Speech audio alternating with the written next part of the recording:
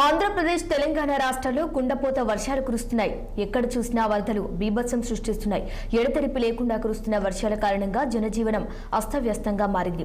రెండు రాష్ట్రాల్లోని దాదాపు 400 గ్రామాలు నీటిలో మునిగిపోవడంతో వేలాది మంది ప్రజలు నిరాశ్రయులయ్యారు. ఇదిలా ఉండగా ఆంధ్రప్రదేశ్ తెలంగాణ సీఎంలు చంద్రబాబు నాయుడు, రేవంత్ రెడ్డిలతో ప్రధాని మోదీ మాట్లాడారు. ఈ సందర్భంగా వర్షాలు, వరదల దృష్ట్యా రెండు రాష్ట్రాల్లోని పరిస్థితిని గురించి ముఖ్యమంత్రుల నుంచి ప్రధాని సమాచారం తీసుకున్నారు. ఈ పరిస్థితిని ఎదుర్కొనేందుకు కేంద్రం నుంచి అన్ని విధాల సహాయ సహకారాలు అందిస్తామని ప్రధాని మోదీ హామీ ఇచ్చారు.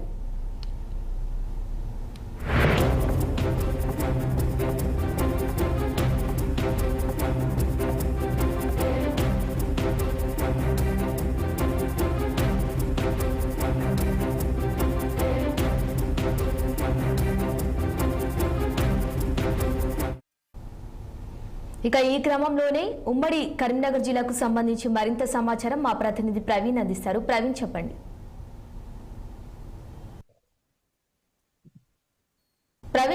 ప్రస్తుతం కరీంనగర్ జిల్లాలో పరిస్థితి ఏ విధంగా ఉన్నట్టుగా తెలుస్తుంది?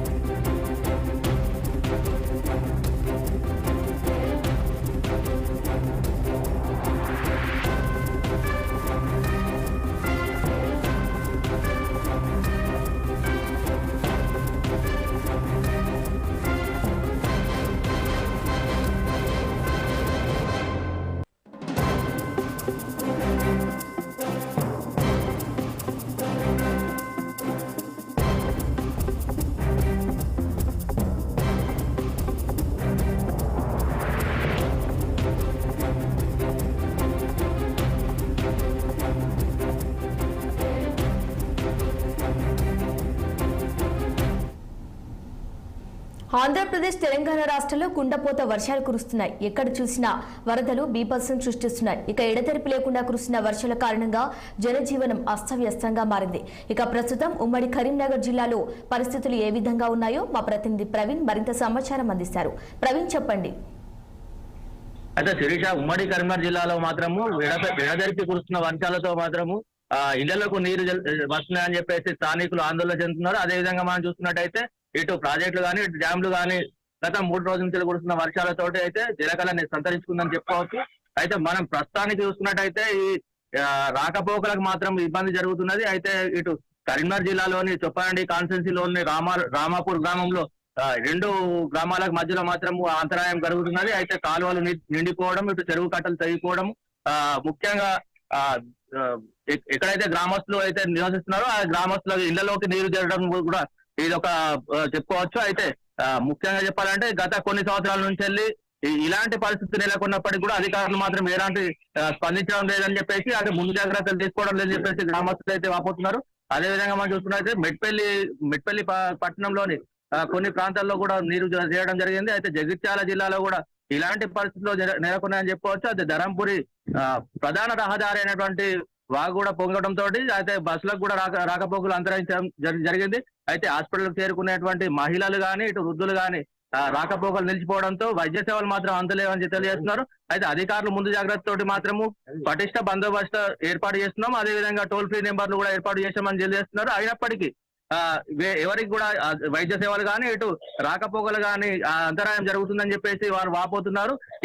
ఇలాంటి పరిస్థితులు ఇప్పటి వరకు కూడా కొనసాగుతున్నాయి. అయితే అధికారులు మాత్రము ఎలాంటి స్పందించడం లేదు అని చెప్పేసి వారు కోరుతున్నారు. అయితే మనకు స్థానికంగా మాత్రం ఇప్పుడు ఇక్కడ మనతో పాటు ఒకరు ఉన్నారు. అయితే వారి పరిస్థితి ఏ విధంగా ఉన్నారని తెలుసుకునే ప్రయత్నం చేద్దాం. చెప్పండి.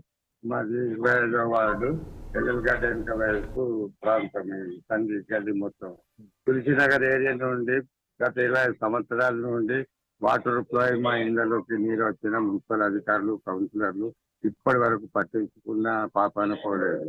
ఎన్నిసార్లు అభివృద్ధి చేసిన అందరి పరిస్థితిని చూస్తే వరద వస్తే ఈ నీళ్లకు దారేది అన్నట్టున్నది మా వాడకట్టు సమస్య. ఈ నీళ్లు అక్కడే కొనాకి అయిపోతున్నాయి. దానికి రోడ్డు సమస్యను తీర్చుతలేరు. నీటి వాటర్ ఎటు వాళ్ళను ఎవరు అధికారులు తెలపడం లేదు. ఇప్పటికైనా మా సమస్యను ఎమ్మెల్సీ గారు, జీవన్ రెడ్డి గారు, మున్సిపల్ అధికారులు, కౌన్సిలర్లు అందరూ, చైర్మన్ గారు పట్టించుకొని ఈ రోడ్డు సమస్యను తీర్చాలని, వాడకట్టు బాధలను. అంటే ఇప్పుడు ఇండ్లకు నీళ్ళు వస్తున్నాయని చెప్పి అంటున్నారు. అయితే మున్సిపల్ అధికారులు కానీ ఎవరైనా అధికారులు వచ్చారా, చూసారా అసలు?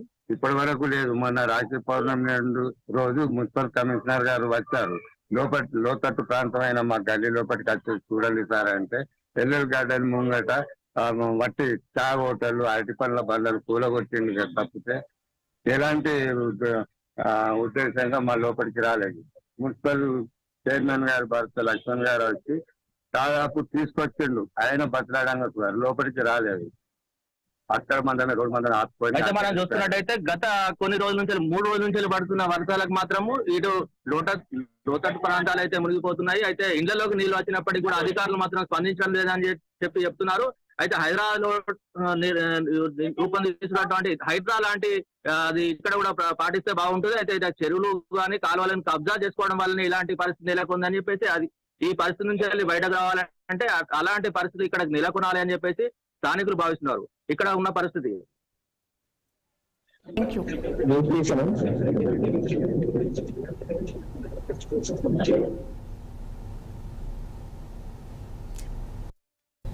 Okay, right Praveen, thank you.